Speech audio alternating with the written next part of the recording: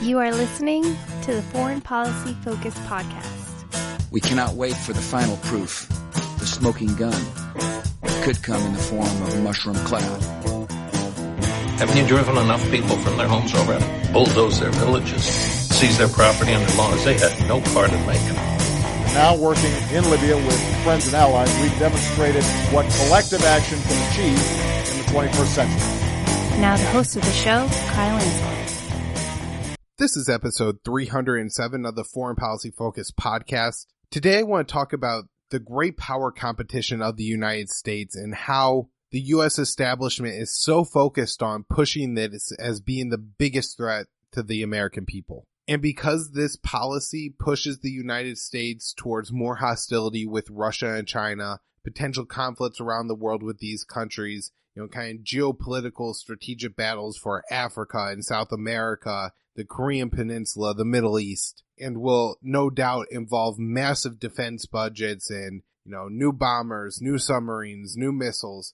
It's a very important kind of thing to talk about. And of course, I got some updates on the situation in Venezuela. The most important thing you could do for the show is to share it. The easiest place to find online is at the Libertarian Institute, where the show and my daily news roundup are featured on the homepage. The URL there is libertarianinstitute.org. And then for those of you who want to give extra support to the show, patreon.com/foreignpolicyfocus, and I'm putting out some bonus content. And if you're interested in hearing more to me, you get access to that when you subscribe to the show and donate to it. So what really prompted me to do this show was an article I read by Gareth Porter, where he breaks down the intelligence community's threat assessment of, who's the biggest threat to the United States, and then their testimony in front of Congress. Now, I've talked a little bit about that testimony in the past, and it's gotten some big attention in the mainstream media, but nobody's really focusing on the little details like, is the intelligence community right to assess that Russia is a great threat, the greatest threat to the United States,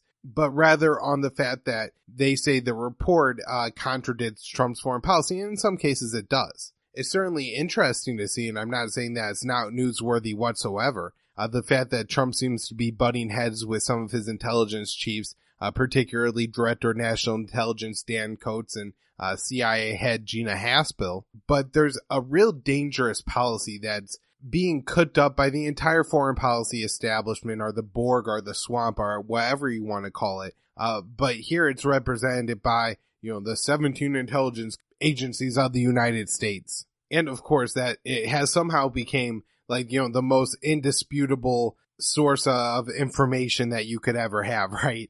Is that, the U.S. intelligence agencies agree, then, it's true. So I'll link to Gareth's article in the show notes page for those of you who want to go through and read it. But I did want to take some time on the show today to look at, kind of the potential issues that the United States has with Russia and China, assess whether they're real issues or not, and, whether the United States needs to be involved in a conflict like this with Russia and China, and if they're great threats to the United States. I think it's easier to start with Russia, and I've certainly talked a lot more about the conflict with Russia on this show. The recent developments, and I think I point this out on recent shows, but I do want to throw it all together here, is that the U.S. is entering into a new arms race with Russia. And will, this be as big and expensive as some of the old arms races? I'm not sure. But I guess, a brief history here. I'll say I think things start to go definitely in the wrong direction under Bill Clinton with NATO expansion. But during the Bush administration, a critical move is getting rid of the anti-ballistic missile treaty. So what this, did is it opened up the United States and Russia to making missile defense systems. And I think it largely giving a false sense of security to people that, we could launch our nuclear weapons and we'll shoot each other's nukes out of the sky and not all die. I think it's worth taking a minute to kind of realize here that the United States did not end up in a better strategic position because we withdrew from that treaty.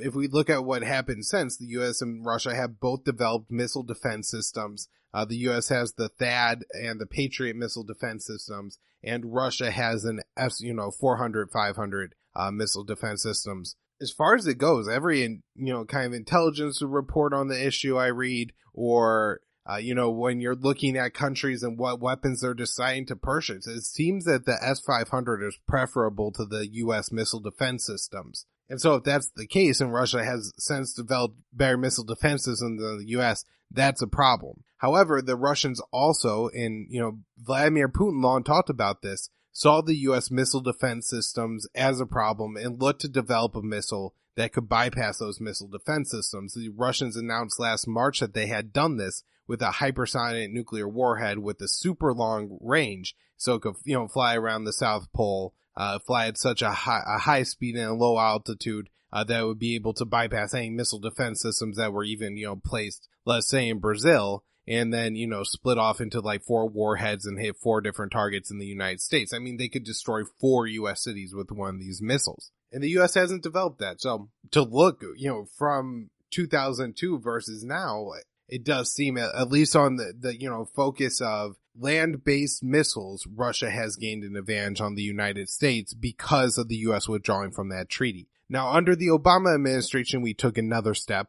He spent $1 trillion+, or agreed to spend $1 trillion+ upgrading the U.S. nuclear triad. This include our nuclear-armed submarines, a new bomber, and a new Minuteman missile. And, those are the land-based silo nuclear warheads.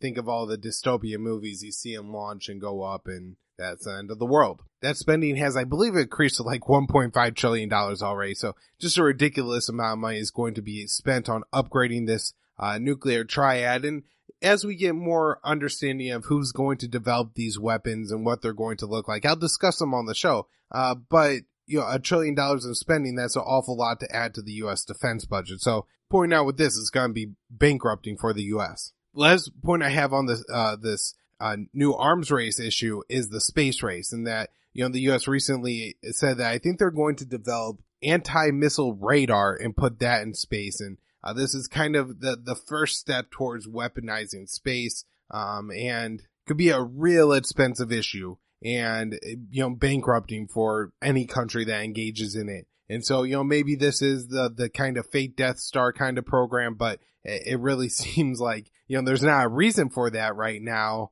The U.S. doesn't have to be enemies with Russia. And so why waste all this U.S. money developing, even shadows of these weapons? All right. So then now we have the election hacking issue. As you know, I see no evidence whatsoever that the Russians hacked the U.S. election. I think it's clear that the reason that the Democrats and Hillary Clinton lost that election is because Hillary Clinton is the worst kind of neoliberal war hawk. Right? She doesn't actually believe in progressive values or good government. She's, has a history of peddling political influence. She's from a political family.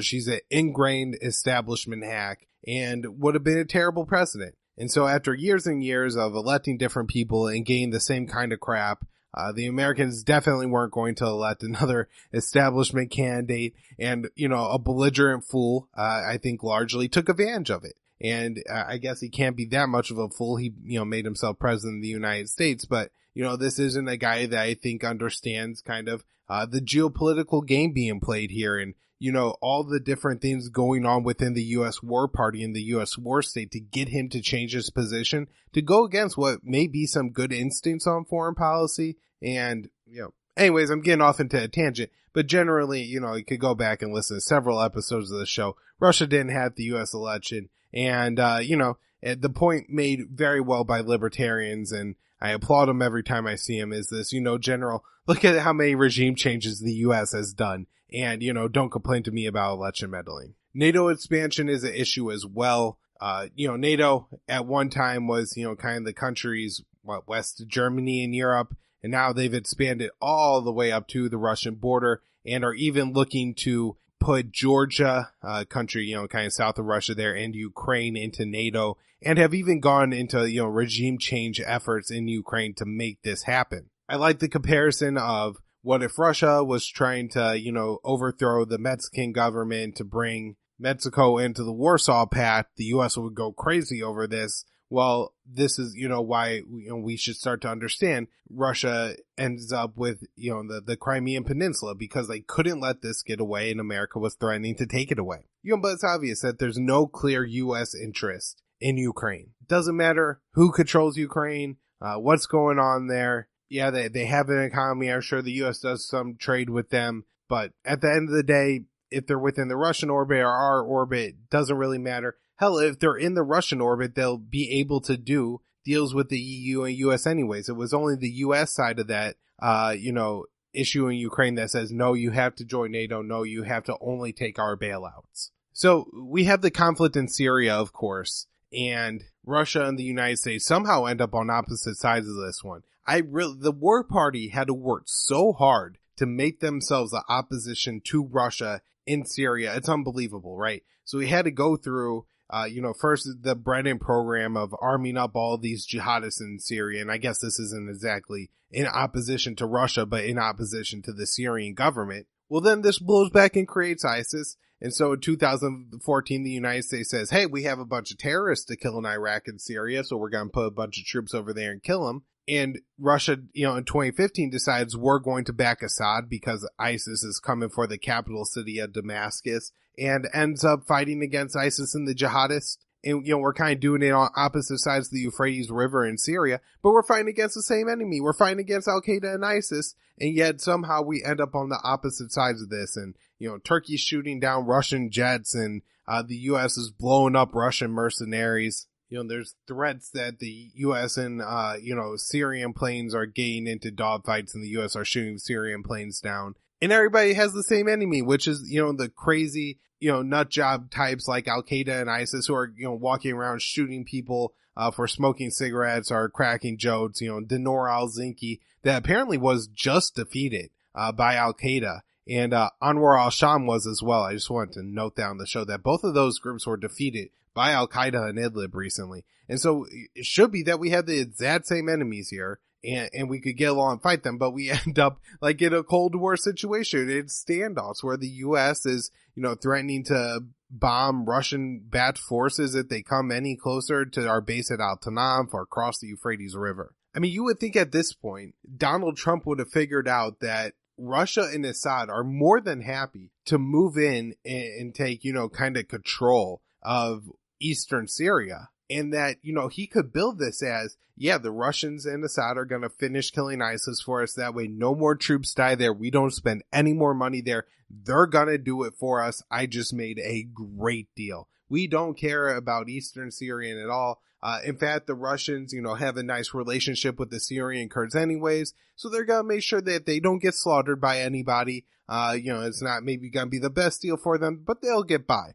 And, he could really sell it this way. It would be such an easy win. The U.S. and Russia can move closer together. But, we're in this situation where the U.S. cannot deal with Russia and Syria. And I think part of it is this whole, Russia is a Putin, or Trump is a Putin puppet, and Russia is the great enemy trying to influence our election and do all these terrible things to America. Unfortunately, I think that as Trump either looks to wind down some other wars or the U.S. starts to, get less involved in these Middle Eastern conflicts, whether it be Libya, Yemen, Syria, Afghanistan, the war party is going to say, no, we cannot leave because then Russia will gain more influence. And so I just wanted to point this out. And maybe this is more true because I didn't live through the first Cold War that I just don't remember. But it really seems like a lot of the Russian enemy here is absolutely invented. We could get along in Syria. We could figure out a solution to Ukraine.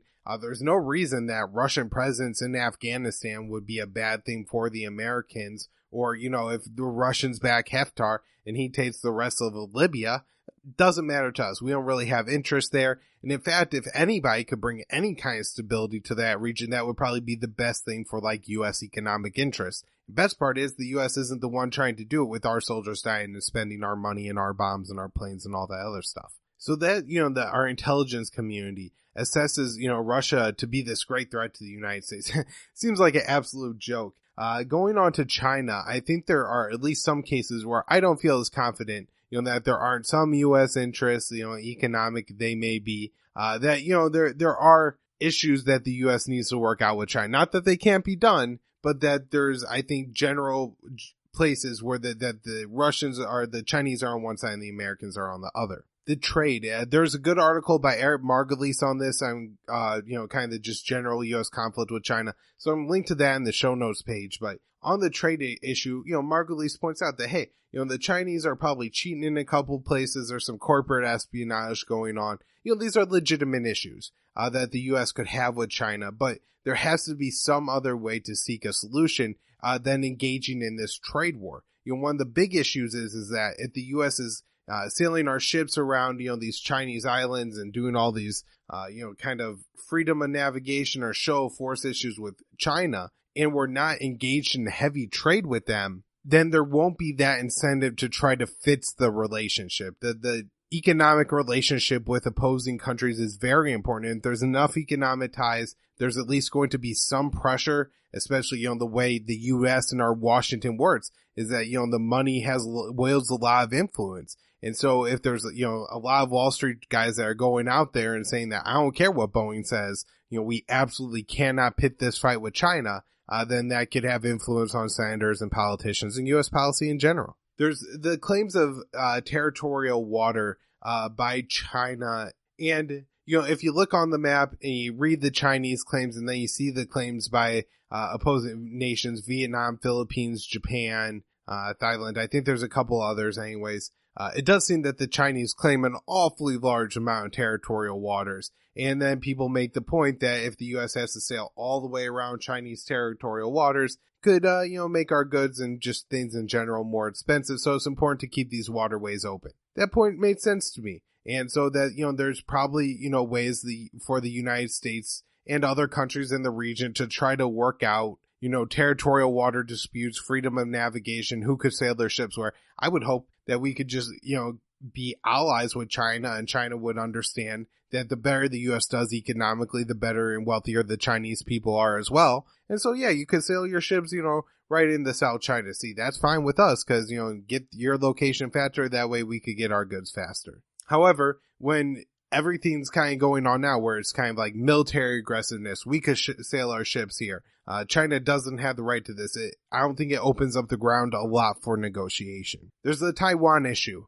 Again, I guess I'm sympathetic to the case that if the U.S. abandons their relationship with Taiwan, then China will take over Taiwan and oppress the Taiwanese people. The Taiwanese people seem legitimately opposed to being a nation with mainland China and don't want anything to do with the Chinese government. And so they should have, the right to be their own country. I'm not really sure what their military capabilities are and if they could defend a Chinese assault of any kind, or at least inflict enough damage on China that they, wouldn't take those steps in the first place.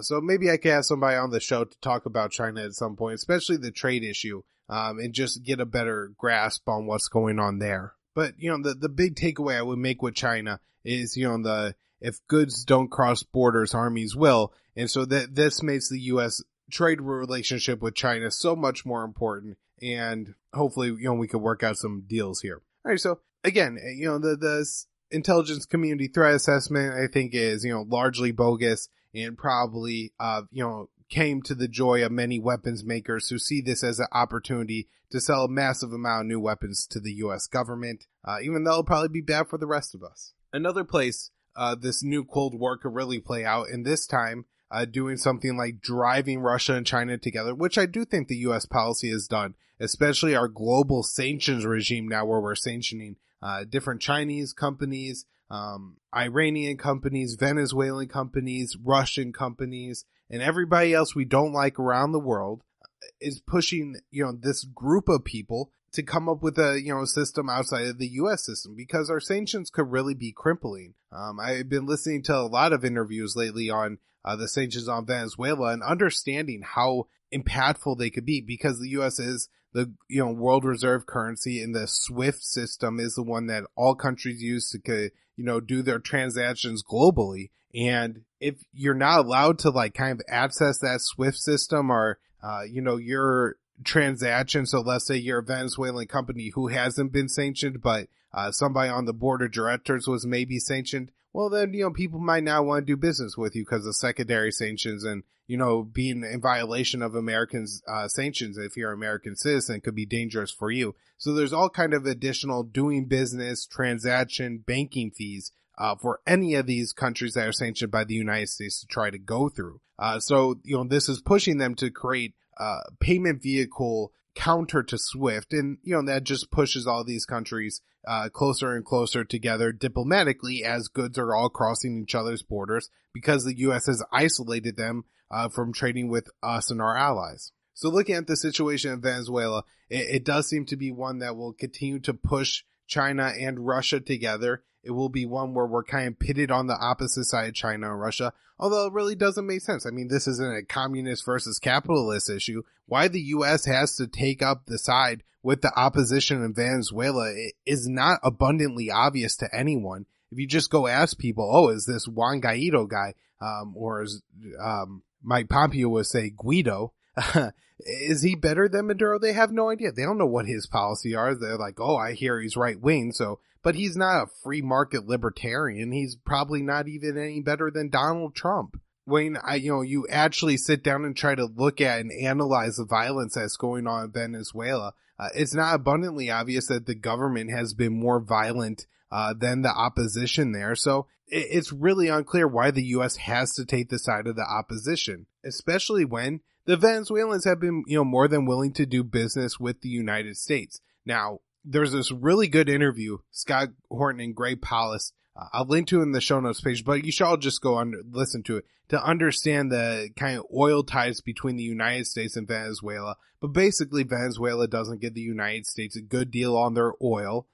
Their oil is kind of this low grade, high contaminant oil that apparently really the only place to refine it is some Koch brothers facilities in southern Texas there. And so the only places the oil comes from are the tar sands in Canada and the Venezuelan oil fields. And so the Keystone XL pipeline, I guess, would be big for the Kochs because then they could bring that oil down to Texas to be refined. But, they like in that oil brought up from Venezuela. Now, the Venezuelans understand the economic position of the Koch brothers and charge them more for their oil. So they don't make a huge profit on it because it's kind of crappy oil, I guess, it shouldn't cost quite so much. But because, the limited ability to refine it and everything, how all these contracts work out, Venezuela sees themselves as being in an advantageous position and taking advantage of it, which I guess in most cases, and I'm sure if you ask Donald Trump is just doing business, when you read kind of what he did in his business career, he is not, known as a fair businessman or anything like that. He, took advantage and exploited every loophole he could. So Palast explains that a lot of these oil companies and the Koch brothers are the ones really pushing the regime change effort in Venezuela. But this isn't something that really matters to the American people. I mean, we're a net exporter of energy at this point. So it's not like if we don't get this oil from Venezuela, then somehow we're going to be more dependent on Saudi Arabia or it's dangerous to the American people. No, it's fine if we don't get the oil. We have other, places for places available for resources and all that. A couple of news stories going on about Venezuela. I just want to clear up. Last time on the story, I report that the EU denounced the Maduro government and recognized the Guaido government. I don't think that is actually the case. I guess the Italians vetoed this and prevented it from happening. So good on Italy for kind of standing up to the rest of the EU bloc and saying that we're not going to go along with this move to recognize a different government. And a very interesting stat point out that you wouldn't know from, read the U.S. mainstream media. Hell, they say, the Maduro government is crumbling, but yet I think like 88% of the world's countries still recognize the Maduro government. It's only a very few U.S. and allies that endorse this Guaido government. Last story I want to update. This defector that I talked about, I'd say was like an Air Force general, something for the Maduro government, defected and is now recognizing Guaido. Moon of Alabama has a pretty good write-up here. I'll link to it in the show notes page. But one highlight from his article that I just wanted to bring onto the show was that, this guy doesn't actually command any forces. It's not like the entire Venezuelan Air Force or even like a brigade or a section of it ended up defecting with him. It was just this one guy, kind of a paperwork desk guy. All right, so just a few more stories I got here before I wrap up today. The Senate voted on another little procedural thing going on here to condemn Trump's planned withdrawal from Syria and Afghanistan. I'm seeing reporting that Trump is starting to soften on his rhetoric. And, at one point it looked like the U.S. was even willing to leave the Bagram Air Base. Now, maybe from what Trump's saying, that's not going to be the case. It's worth noting that vote was 70-29. Rand Paul, Ted Cruz, Kennedy from Louisiana, and one other Republican voted, were a part of that 29, as well as 25 Democrats, including all those who announced they're running for president in 2020. It really sucks that the only time Congress does anything on the war issue, other than, the limited things that have happened so far for Yemen, is it's always more hawkishness. You know what I mean? They'll vote to start a war, they'll never vote to end it. Somalia, there was a U.S. airstrike that the AFRICOM claims to have killed 13 al-Shabaab militants, and then a car bombing in Mogadishu that killed 10. Al-Shabaab claimed credit for that. There's a new battlefield opening up in Libya. So look at Libya. It's kind of almost a rectangular state along the Mediterranean Sea. If you divide that into kind of like a bottom third of the state, and then for the top 2/3, you draw a line in half. That's kind of how the sides, I guess, have broken down.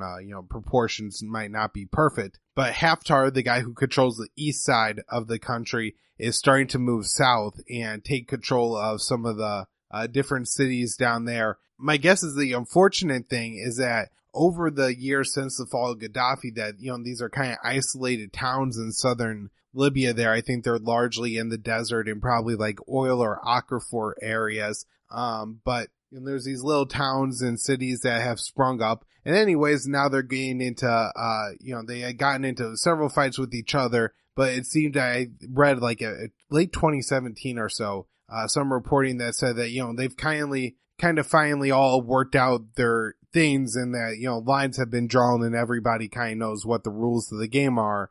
So at least there's now a whole lot of constant fighting going on in southern Libya. But now with Haftar forces going down, it could kind of throw that out of whack. Also the fact that he's going to take all this territory. I'm not sure if there's, specific oil fields that he's targeting or aquifers or different infrastructure. But there must be a reason for it. And of course the elections in Libya, kind of like Game of Thrones, they're always coming, but they never quite actually happen. So maybe this is, kind of Haftar throwing up his hands in the air and saying, I'm just gonna, take everything. He, of course, is a brutal war criminal who, was a CIA coup plotter at one point, and more recently received medical treatment in France.